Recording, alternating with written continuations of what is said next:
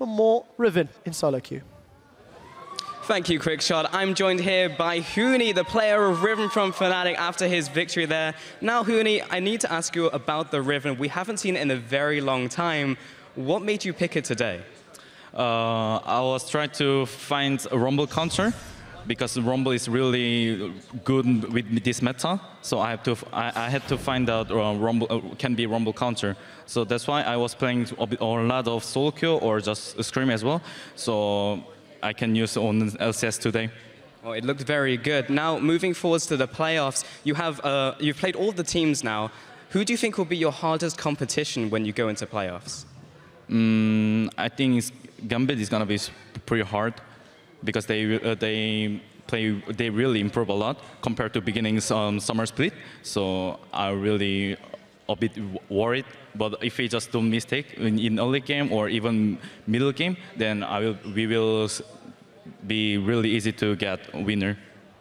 All right, Huni. So last time I spoke to you, you told me I just need to play 1,000 games as Rumble to be good. Well, I did that and I played it on Riven, but I'm still bronze. What do I need to do now? With Riven? With Riven.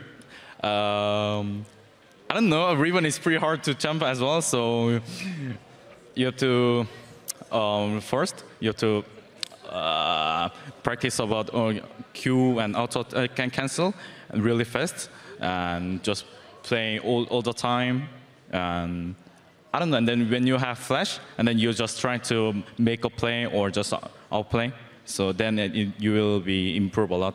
Okay, I've just got to outplay the enemy. Thank you very much, Huni. Thank you for the interview, and we're going to throw it over to the analyst desk to close out the day. I wrote it all down. Gonna own with just outplay them, man. Yes, outplay whoever you're opposed to. Anyway, something else that I picked up on that Huni said in an interview was quite interesting to me. That he said Gambit. He was fearing them in terms of competition. Quite interesting development just in general for him to say that. Yeah, honestly, Gambit looked better today, and they've constantly been progressing, and that's something we haven't really seen of other teams that are around Fnatic right now, because H2K, yeah, today they look good, but they have been a little shaky. Origin dropped the ball against Gambit, so Gambit's on the rise, and it's always tricky whenever you start counting out Gambit in these playoff runs. We've done it before. They come back to bite you.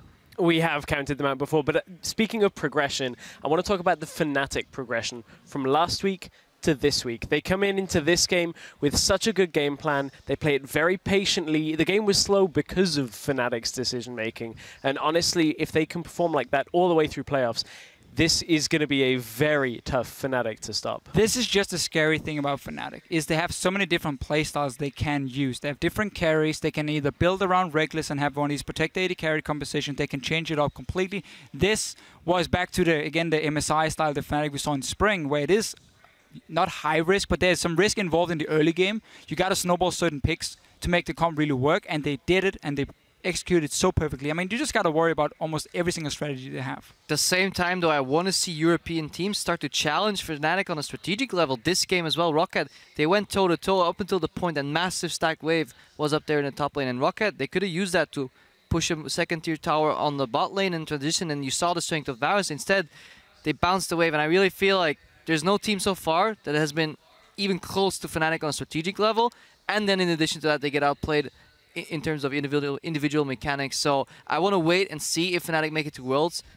Can they get away with this very slow early to mid game?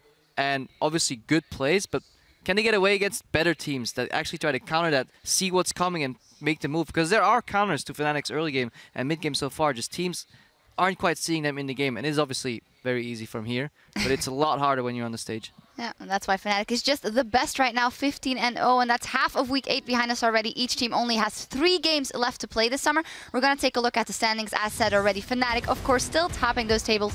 3 games to go for a perfect split for them. And then Origin, H2K, that are in the battle for second. And very interesting to me, that Gambit Gaming, Giants Gaming, Unicorns of Love, middle of the table. That's a very interesting evolution. And Giants and Unicorns, honestly, falling apart today. Yeah, it's very clear that Gambit, looking at those teams today, were the best one.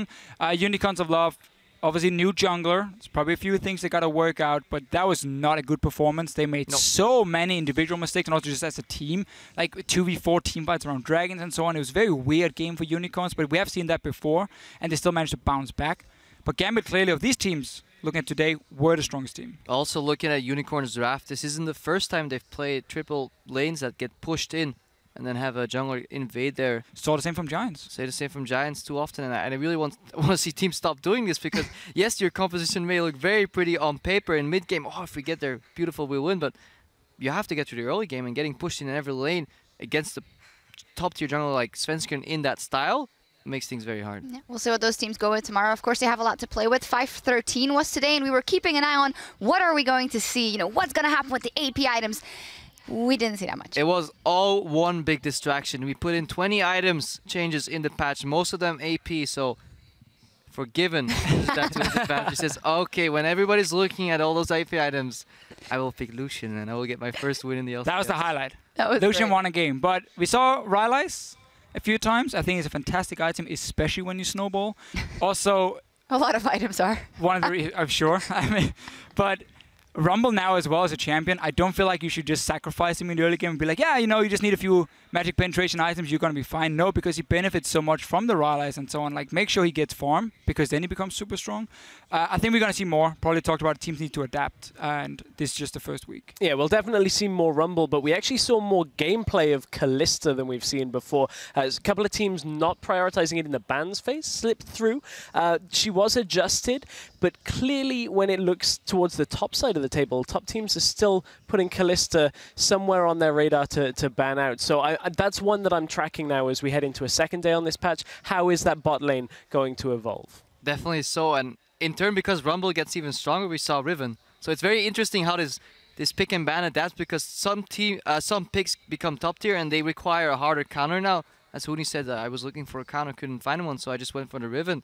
And I always like this change once this meta kind of settles in, seasons in, people understand the top picks, then the counters come out, and we'll see likely some more counters for Poke too, because Varus has been doing well as a champion as well. Yeah, they always say, if you're looking for a counter, put on your spectacles and you'll find them anyway. They say that indeed. Indeed. Well, together with the cat and the cow and everything and the stove. Anyway, turning to Fantasy LCS, where the split ends next week. Those of you with H2K's Ryu on your roster may be in for a late season surge. We talked about it already here. Well, he picked up 14 kills, 4 assists with that Realize Ahri, and that's a total of almost 41 points today, which is the highest in Europe.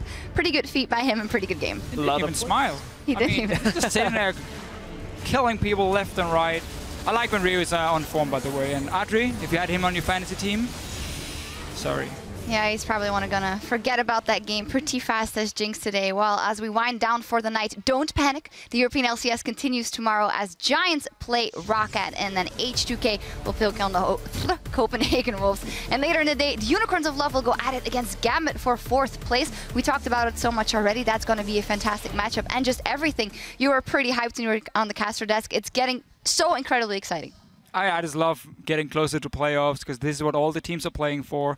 And even SK with the win today, trying maybe to go towards the playoff spot, at least out of promotion tournament. Yeah, there's 3 teams on 7 wins, I believe, and then 2 more on 6 right below them. Anything can change in these three different games, and especially the prep towards the final week. I like it when it's close, when nothing is decided. Yes, maybe Wolves are at the bottom, and they can still technically get out to 9th place, which dodges them the auto relegation. So very interesting day tomorrow, and even more interesting next week rather. Next week, indeed. Well, you don't have to wait long. We'll be right back here tomorrow with our pre-game coverage at 6 p.m. Central European Time. That is 9 a.m. Pacific. And until then, on behalf of myself and everyone here at the European LCS, thank you for joining us, and we'll see you tomorrow.